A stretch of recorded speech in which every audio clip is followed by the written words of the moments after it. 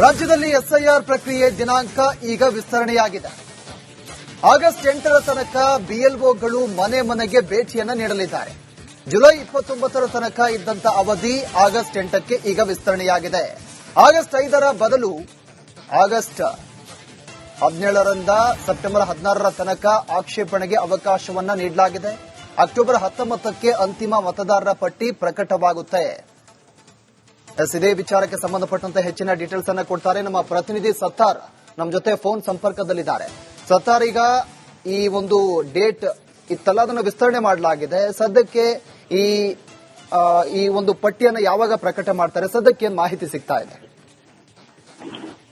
ಪ್ರವೀಣ್, ರಾಜ್ಯದಲ್ಲಿ June 30ರಿಂದ ಶುರುವಾದಂತಹ SIR ಪ್ರಶ್ನೆ enumeration form 95% ವಿತರಣೆಯಾಗಿದ್ರು ಕೂಡ ಅದು ಡಿಜಿಟಲೈಸ್ ಆಗಿರೋದು ಕೇವಲ 30ರಿಂದ 40% ಅಷ್ಟು. ಅದರಲ್ಲೂ ಕೂಡ ಪ್ರಮುಖವಾಗಿ ಬೆಂಗಳೂರಿನಲ್ಲಿ ಕೇವಲ 6ರಿಂದ 6.5 ಸಮಥಿಂಗ್ ಅಷ್ಟೇ, 6% ಅಷ್ಟು ಈಗ ಎನ್ಯುಮರೇಷನ್ ಫಾರ್ಮ್ ಡಿಜಿಟಲೈಸ್ ಆಗಿರೋದು. ಇದರಿಂದ ಇಲ್ಲಿ ಸಮಸ್ಯೆ ಆಗ್ತಾ ಇರೋದು. ಇದನ್ನು ಮನಗಂಡು ಬಿಎಲ್ಒಗಳು ಕೂಡ ಒಂದಿಷ್ಟು ಮನವಿಯನ್ನು ಕೂಡ ಮಾಡಿದ್ರು. ಈ ಹಿನ್ನೆಲೆ ಇದೀಗ ಅವಧಿಯನ್ನು ವಿಸ್ತರಣೆ ಮಾಡಲಾಗಿದೆ. ಮನೆ ಮನೆಗೆ ಭೇಟಿ ಕೊಡುವಂತಹ ಅವಧಿ ಏನು ಜುಲೈ 29ಕ್ಕೆ ಅದನ್ನು 8ರ ತನಕ ವಿಸ್ತರಣೆ ಮಾಡಲಾಗಿದೆ. ಅದಾದ ನಂತರ ಆಗಸ್ಟ್ 8ರ ತನಕ ಮನೆ ಮನೆಗೆ ಭೇಟಿ ನೀಡಿ ಎಲ್ಲ ರೀತಿಯ ಫಾರ್ಮ್ ಅನ್ನು ಕೊಡುವುದು ಮಾತ್ರ ಅದನ್ನು ಕಲೆಕ್ಟ್ ಮಾಡ್ತಾರೆ. ಅದಾದ ನಂತರ ಆಗಸ್ಟ್ 17ರಂದು ಏನ್ ಮಾಡ್ತಾರೆ, ಮೊದಲ ಹಂತದ ಕರಡು ಪಟ್ಟಿ ಪ್ರಕಟ ಮಾಡ್ತಾರೆ. ಅದರಲ್ಲಿ ಯಾರ್ಯಾರು ಹೆಸರು ಇಲ್ವೋ ಅಥವಾ ಹೊಸದಾಗಿ ಏನಾದರೂ ಸೇರ್ಪಡೆ ಮಾಡಬೇಕು ಅಥವಾ ಕೆಲವೊಂದು ಜನರು ಶಾಶ್ವತವಾಗಿ ಸ್ಥಳಾಂತರ ಆದವ್ರದ್ದು ಮತ್ತೆ ಫಾರ್ಮ್ 6 ಆಗಿರ್ಬೋದು, ಫಾರ್ಮ್ 7 ನಡಿ ಅರ್ಜಿ ಹಾಕಿ ಹೊಸದಾಗಿರುವಂತಹ ಮತದಾರರನ್ನು ನೇಮಕ ಮಾಡುವುದಾಗಿ ಅಥವಾ ಸೇರ್ಪಡೆ ಆಗಿರೋ ಪ್ರತಿಯೊಂದು ಕೂಡ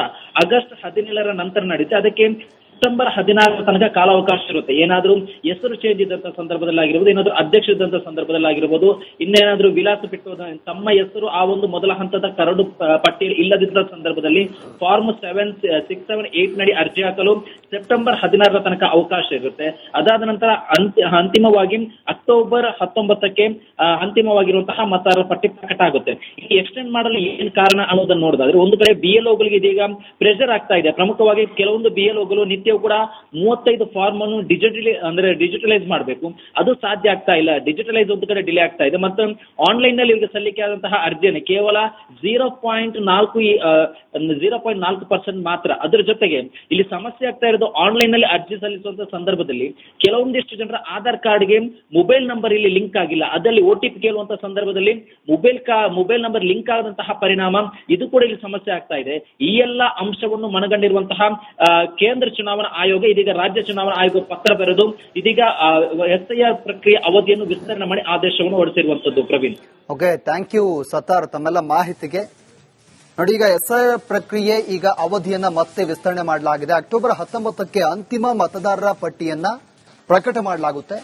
ರಾಜ್ಯದಲ್ಲಿ ಈ ಎಸ್ಐಆರ್ ಪ್ರಕ್ರಿಯೆ ದಿನಾಂಕವನ್ನ ವಿಸ್ತರಣೆ ಮಾಡಿದ್ದಾರೆ. ಒಂದ್ ಕಡೆ ಸಿಬ್ಬಂದಿಗಳ ಕೊರತೆ, ಸಿಬ್ಬಂದಿಗಳಿಗೆ ಪ್ರೆಷರ್ ಹೆಚ್ಚಾಗುತ್ತೆ ಅನ್ನೋ ಕಾರಣಕ್ಕೋಸ್ಕರ ಒಂದೇ ದಿನದಲ್ಲಿ 30 ಕೆಲವು ಮತದಾರ ಪಟ್ಟಿಯನ್ನು ಪರಿಷ್ಕರಣೆ ಮಾಡಬೇಕಾಗುತ್ತೆ ಬಿಎಲ್ಒಗಳು. ಹೀಗಾಗಿ ಅವರ ಒಂದು ಅನುಕೂಲಕ್ಕೋಸ್ಕರ ಮತ್ತೊಂದು ಈ ಎಸ್ಐಆರ್ ಪ್ರಕ್ರಿಯೆಯಲ್ಲಿ ಯಾರೆಲ್ಲ ಭಾಗಿಯಾಗ್ತಾರೆ ಅವರ ಅನುಕೂಲಕ್ಕೋಸ್ಕರ ಈಗ ಮತ್ತೆ ಈ ಅವಧಿಯನ್ನು ವಿಸ್ತರಣೆ ಮಾಡಲಾಗಿದೆ.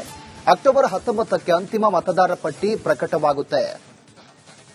ನೋಟಿಫಿಕೇಶನ್ ಅನ್ನು ಕೂಡ ಹೊರಡಿಸಲಾಗಿದೆ. ಆಗಸ್ಟ್ 8ರ ತನಕ ಬಿಎಲ್ಒಗಳು ಮನೆ ಮನೆಗೆ ಭೇಟಿಯನ್ನ ಕೊಡ್ತಾರೆ.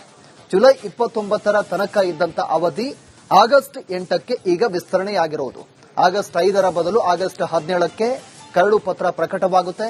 ಆಗಸ್ಟ್ 17ರಿಂದ ಸೆಪ್ಟೆಂಬರ್ 16ರ ತನಕ ಆಕ್ಷೇಪಣೆಗೆ ಅವಕಾಶ ಇರುತ್ತೆ.